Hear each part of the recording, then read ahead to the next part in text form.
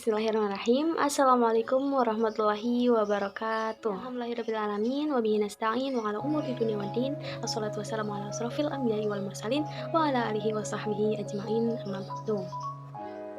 Puji syukur atas semua nikmat dan karunia-Nya sehingga pada kesempatan kali ini kita dapat bertemu kembali.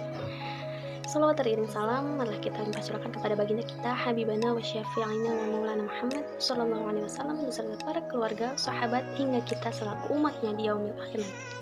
Amin amin ya. Sebelumnya kembali memperkenalkan diri. Nama saya Hida Ignatia dari kelas DKI 5D.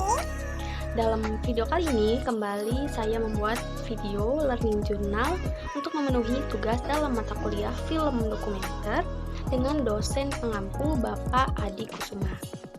Kalau di video sebelumnya, di video learning journal yang pertama, Feby itu menceritakan atau mereview pertemuan kita di mata kuliah film dokumenter itu tentang rencana pembelajaran semester atau RPS. Nah, di video yang kedua, video yang ini, Feby akan sedikit mereview dari pembahasan di pertemuan minggu kedua, di mana kemarin itu kita diberikan materi oleh Bapak Adi mengenai apa sih itu film dokumenter, kemudian sejarah dari film dokumenter, kemudian bagaimana sih langkah-langkah yang harus kita perhatikan, yang harus kita siapkan gitu dalam membuat film dokumenter itu.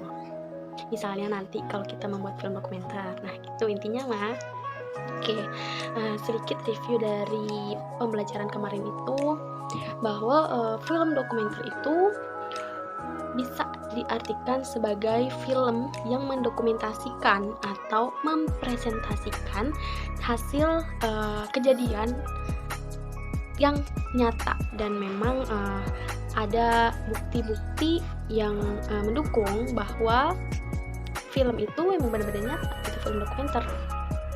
Oke, lanjut. Kemudian ada sejarah perkembangan dari film dokumenter. Terjadi di tahun 1872. Jadi ada seseorang yang bernama Leland Stanford.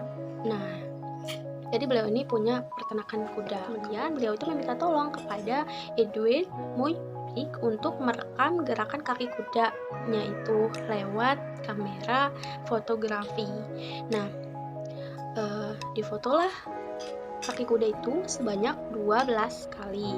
Nah, percobaan ini dianggap gagal karena hasilnya itu buram atau busam semua. Kemudian di tahun berikutnya, yaitu pada tahun 1877, Muybridge ini bekerja sama dengan John, seorang insinyur yang kembali mencoba dengan menggunakan 24 kamera foto yang disejajarkan. Kemudian kamera tersebut dihubungkan dengan alat elektronik baterai. Nah, percobaan ini dianggap berhasil karena gerakan kaki kuda itu dapat terlihat gitu. Oke, kemudian pada tahun 1988 ada nih Louis Lagrange.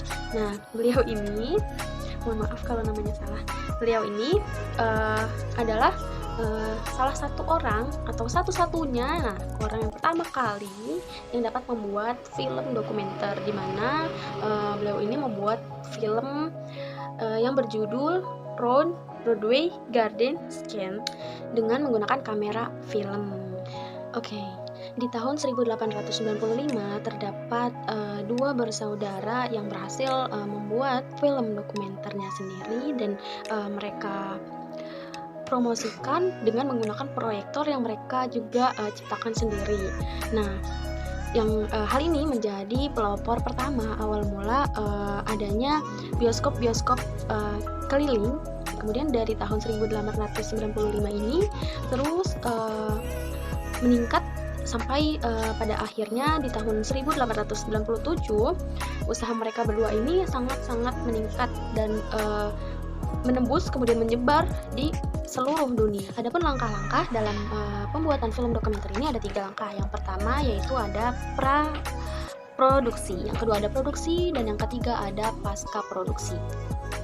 Balik yang pertama yaitu praproduksi. Biasanya di dalamnya itu kayak menentukan tema, kemudian melakukan riset atau observasi, kemudian ada membuat skripnya itu, kemudian ada membuat urutan shoot-shootnya. Kemudian yang kedua ada produksi, yaitu proses pengambilan gambar dan suara, yaitu merekam. Dan yang ketiga ada pasca produksi. Di dalamnya itu tinggal ngedit-ngeditnya itu. Oke, kemudian materi selanjutnya ialah beberapa hal yang harus diperhatikan sebelum memulai pembuatan film dokumenter itu sendiri. Yang pertama, yang harus diperhatikan adalah untuk pengambilan gambar atau pengambilan filmnya itu apakah dilakukan di luar ruangan atau di dalam ruangan atau di kedua ruangannya. Kemudian yang kedua ialah apakah saat kita membuat film dokumenternya tersebut cahayanya itu cukup aman atau redup atau bagaimana gitu.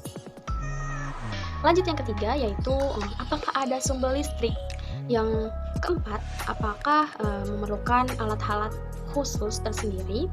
Dan yang kelima, apakah memerlukan surat-surat izin. Nah, pastinya kan kalau misalnya mau membuat film dokumenter, apalagi ketika misalnya membuat film tentang tempat ini nih atau tokoh ini, apakah ada surat terkhususnya. Nah, itu kita harus perhatikan sangat baik. Nah, yang terakhir adalah yang paling penting banget katanya gitu, itu kita harus perhatikan budget kita. Oke. Alhamdulillahirrahmanirrahim. Mungkin cukup sekian review dari pertemuan di minggu kedua di video kali ini, di learning journal yang kedua kali ini, dimana sedikit ringkasan yang tadi bahwa hasil dari perkuliahan di minggu kedua kemarin itu mempelajari tentang pengertian dari film dokumenter. Kemudian tadi juga sudah sedikit dijelaskan tentang sejarahnya, kemudian ada penjelasan tentang beberapa hal yang harus dipikirkan sebelum memulai produksi film dokumenter, dan yang paling penting itu adalah uang dan ya niat juga. Oke, mungkin cukup sekian, kurang dan lebihnya mohon maaf. Terima kasih, jangan pernah bosan. Assalamualaikum warahmatullahi wabarakatuh.